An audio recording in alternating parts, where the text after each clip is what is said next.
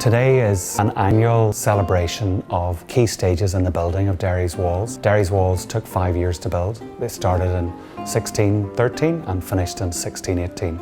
So each year we unpack a key stage or a key milestone in the story of the construction of Derry's Walls. We've assembled local actors and some from the royal palaces in London. What they're doing is unpacking the story of the Great Northern Plot of 1615. I'm playing the part of Sir Thomas Phillips, a man of King James. Just before the Derry Walls began to be built, he was charged with actually making the settlement, the plantation. In 1614, 1615, they got wind of a plot. That's what we're going to be representing here today. Murray O'Cahan. I've just went over to visit my brother, who is in the Tower of London.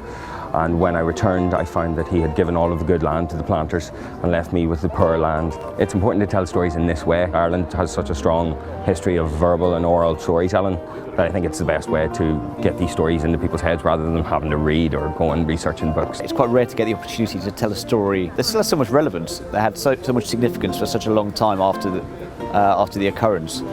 Actually in the spot where it took place. I am Arthur Lord Chichester, arguably the man who is most influential in the development of Derry and indeed Belfast as major urban centres. I was instrumental in establishing the building of the city walls. I am King James VI of Scotland.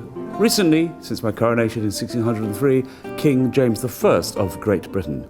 And this means I'm King of Ireland and very interested in Irish affairs. Every place that we work in historic costume around the world has its own unique story to tell, and Derry, Londonderry, is no exception. The citizens of Derry, Londonderry, we've noticed, are very proud of their walls and their history, and it's important for them, I would think, as well as for tourists from outside and around the world and other parts of Ireland, to understand why these walls are here, what they represent, and the stories they can tell us. I think history is important for everybody, simply because everything that we are, whether that's socially, politically, it's all based in history.